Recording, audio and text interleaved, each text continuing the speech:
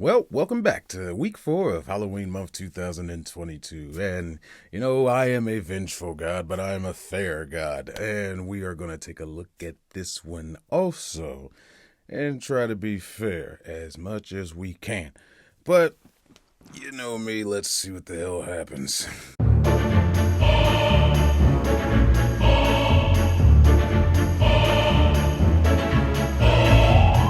Yes, this one.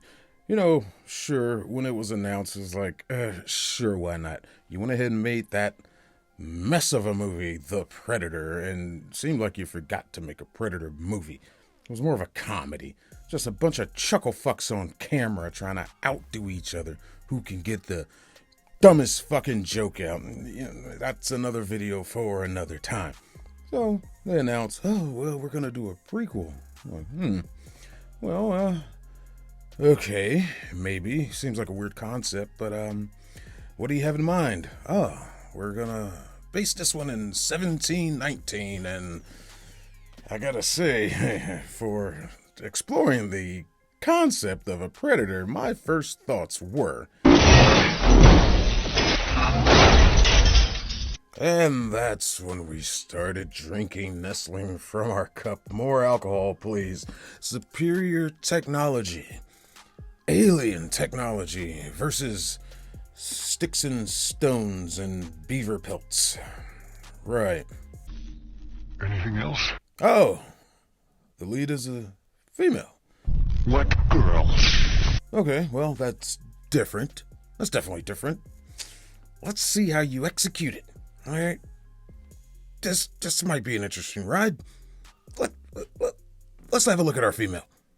They give us a story of this young female who is headstrong and has the spirit of a warrior, but alas, she is destined to be cast as the typical role of the females in her tribe, a gatherer, a cook. But she wants more. She has more of a sense for adventure. So upon her outings, she comes across our predator, and decides to take on the role to be what she can be. All of it. Every fucking ounce of it. And through many trials and tribulations and every kind of setback that tries to come her way, she manages to come out on top and ends up reaching her end goal. Seems like a simple enough story, right? Right? It should be easy to manage, but we're still looking at this from the point of superior alien technology against sticks and fucking stones. They took some liberties into making this work as one would do, but some of them are a tad bit ridiculous. Yeah, I almost want to call her a fucking Mary Sue, but she's not. She's not. She faces loss. She faces defeat. But she has a lot of things working in her favor. One of them being plot armor. Let's try to be somewhat fair yet cynical with this shit. And I'll tell you what, let's take a look at some of these kind of good things that I actually liked about the movie as a whole. Well, the first thing this movie actually has going for it, I'll give it plenty of credit for, is the beautiful scenic shots. Seeing as they were shooting in the open landscapes of Canada, of course, naturally, it would not be hard to find just beautiful, wide open shots. It gives us a sense of scale, a sense of the environment, a sense of what we're looking for, a sense of how big this world is. So cinematography definitely gets a plus. She has a brother. They have a good relationship. Seems pretty solid. He looks out for her, tries to take care of her, only has her best interest in mind. We're going to get to some negatives about him also, though, but he is, for the most part, not a dick. Even when given grief about trying to stay along with the rest of the hunters, her brother steps up to the plate. He knows her spirit and her will and her want to be a fellow warrior like him. It's time, Naru. You're cut done, Mia. When the line comes, you tell that thing, this is as far as you go. No more. This is it. Along with her brother, she has a dog. What can we say about the dog that no one else has already said? The dog was awesome. Dog was cool. He was chill. He was always there, by her side. Saved her ass a couple times. Doggy was fine. As far as the predator goes, he had about 2 good moments that actually enjoyed. One being when he encounters the French guys.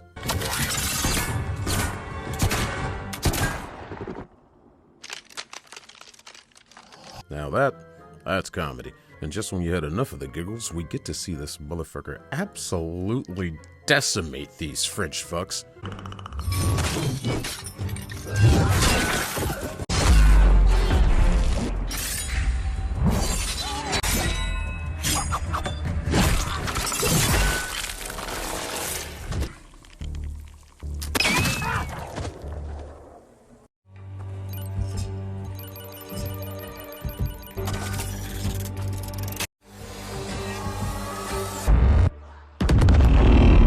Now that was fucking savage, man. I mean, not really in the movies. Not that I can think of. It's probably the best kill scene. When he's facing the multiple enemies and we actually get to see him up close and personal and his different methods he uses to actually kill each fucking person, dude. That was pretty badass. Later, after this bloodbath, there is a scene of a man that was helping her who speaks the many languages. What did you see? I speak a lot of languages. Of course he does. Somebody has to be able to communicate with her. But a tad bit of misdirection. As we've known from the previous Predator movies, if you make yourself cold and undetectable, they can't see you. Well, it's just fucking hilarious because it's purely accidental. And they at least go to the extent to introduce her acrobatic nature to make more sense of the final fight we get, to show that she is a slippery devil, that she can make her way around a bigger person than her and be hard to catch. So to give you credit to at least set that up. Fire safety. Fire safety is always a plus, and she demonstrates good safety by properly putting her campfire out because, you know. Remember, only you can prevent forest fires. Thank you, young warrior. You make us all proud. But essentially, the last thing I'll give good credit for is the heart of our warrior. She does what she does because, well, she wants to prove something to her mom, as she says she wants to hunt because they say she can't. Hell, she doesn't even seem to have a problem standing up to our predator face to face. Are you threatening me? He just gives her the look of, well, what did you come here to do? To fight. So for your heart and your determination, you get an okay from me. And now, for the part you all have been waiting on, we get into the bad shit. At least I find bad. The shit that just kinda takes the feeling out of this movie. It's just a couple little things, you know, that were absolute horse shit. But who would I be without fucking destroying something at least once in my life? I'm not talking about the fucking bathroom either. I'm talking about this goddamn. Let's look at it. Let's go on a journey. Well, where do we begin?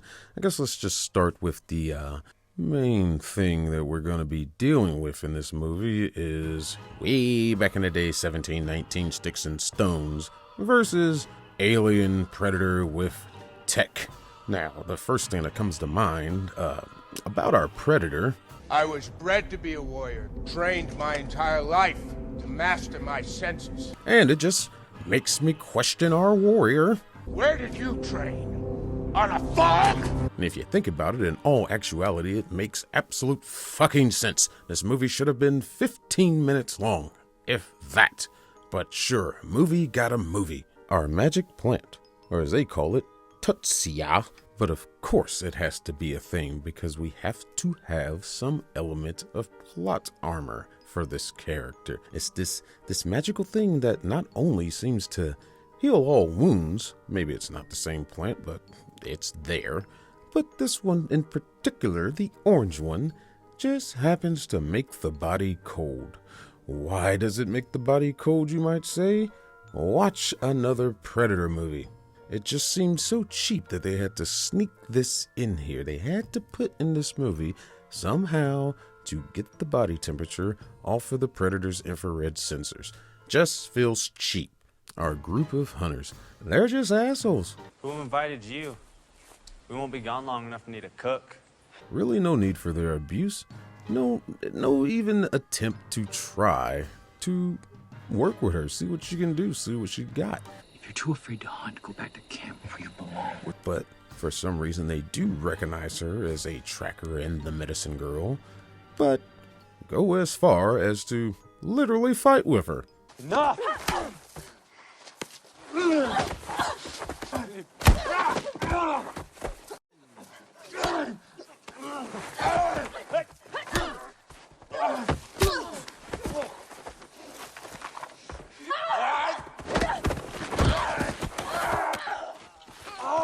All she wanted to do was go look for her brother, but no need for this full-out war, and really, a cheap shot? Just shows these pieces of shit can't handle their own against a girl. He's an asshole. They do get their karma, so that's kind of a plus.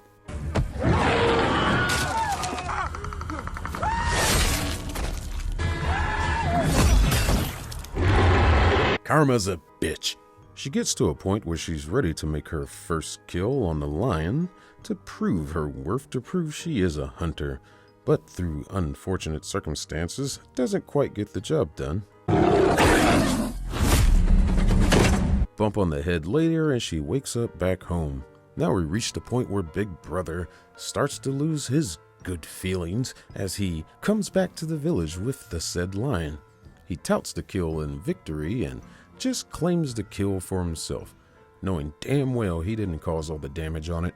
He even goes as far to essentially put her down a notch.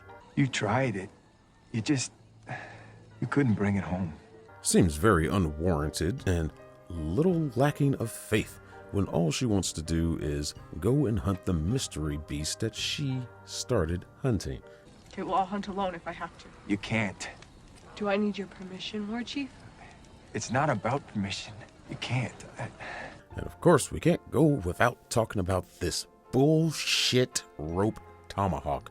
Who the fuck do you think you are? Get over here! If I know two things, I know ropes and I know tomahawks. And you just don't attach a rope to a damn handled weapon. You try this with a hammer one day while you're at home. Just tie a rope to the handle, throw it, and see if that thing comes right back to your hand like this one seems to magically do.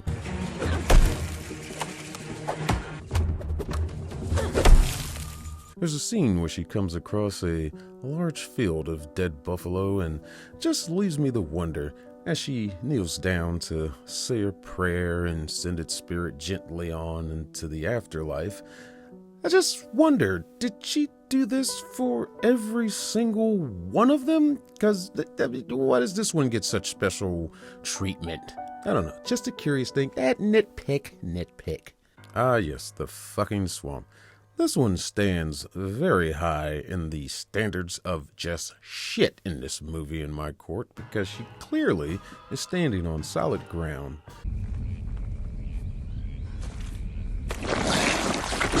Being a logical thinking person, you think that she would, oh, my feet are wet. Let me get back to dry land. I shall turn around and go back this way that I came. Oh, no, we're gonna keep going further and further. And if you clearly look around, you can see there is legit solid ground around her. Why didn't you turn around and just get out?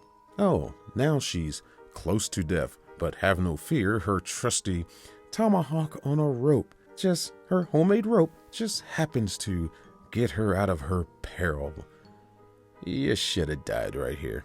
But I guess no problem there with all that dirty mud and swamp water as she finds a trickle of water and comes out clean as shit. But what's not clean as shit is this piss poor CGI bear.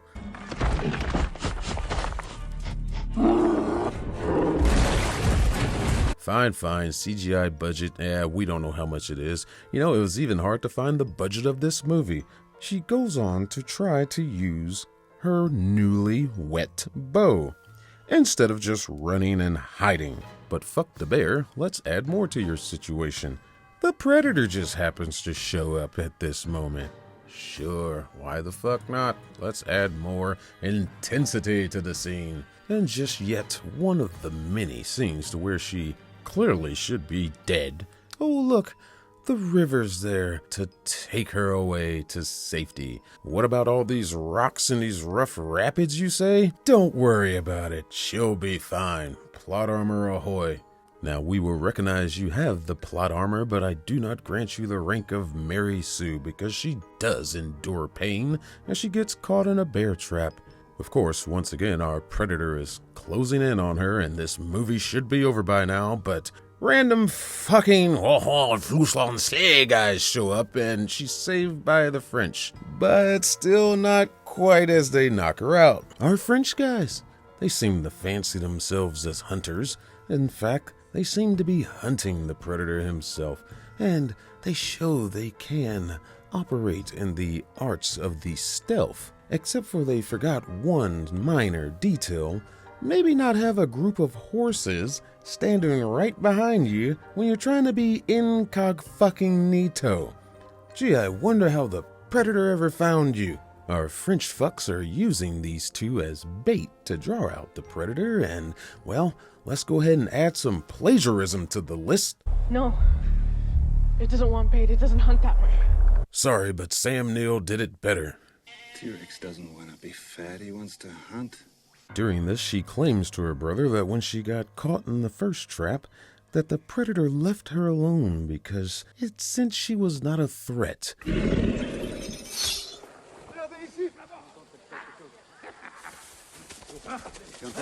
I don't know, I think the French guys with the weapons showing up had a little something to do with his departure. But we get a turn from her brother to come back to the light side of the force as he finally gives her credit for the kill on the lion. Too little too late, bitch.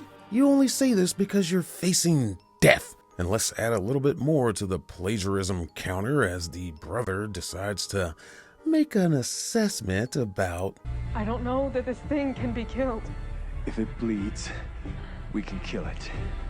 Now, is this an assessment you made, or is this just a reminder of a far superior movie?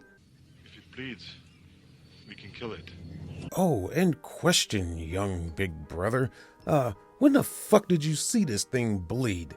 How do you fucking know? You don't even know what we're dealing with. You've never seen the goddamn thing. So, still tied to this post and trying to get out of it, she says some of the most asinine shit I've heard, probably the most in this goddamn movie. I saw a beaver that had its legs pinned between two rocks.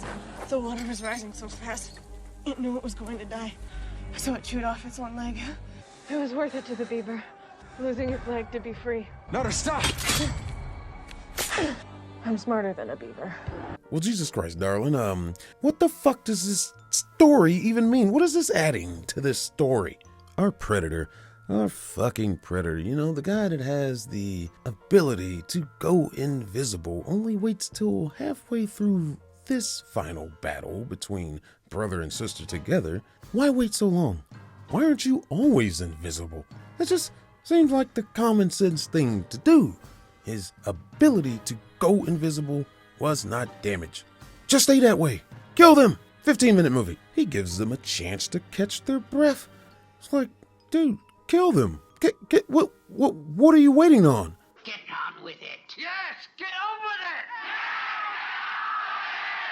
it! But we finally get to our final fight between our young warrior and this sometimes bonehead predator. And she shows, her acrobatic skills again and how she can, stay out of his clutches, move around. But he gets her a couple times when he should, once again, just end it already.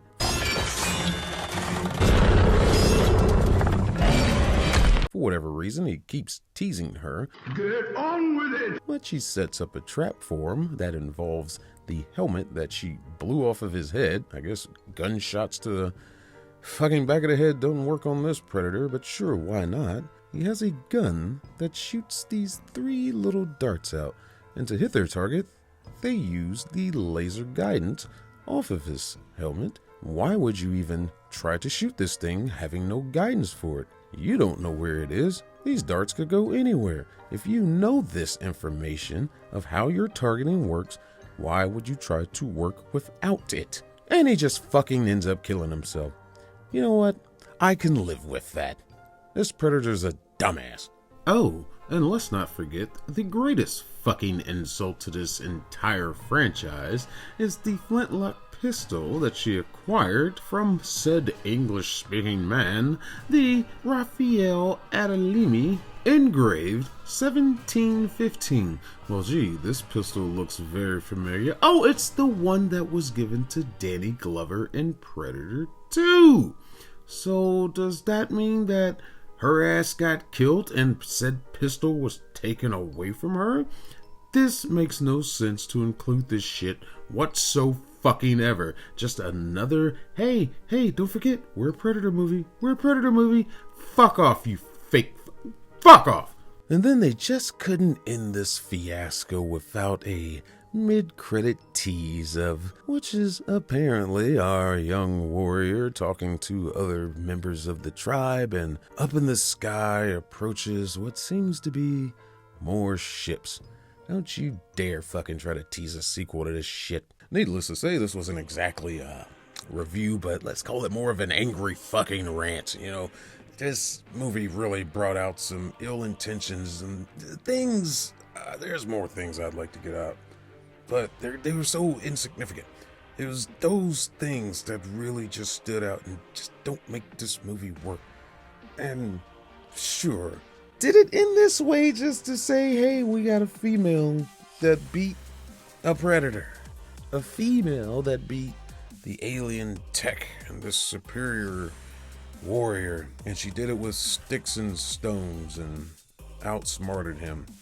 Nah, I don't think they did it because of that. I think they just wrote a stupid fucking Predator. They actually take the time to line up how this guy got hurt throughout his progression to this end point of the movie.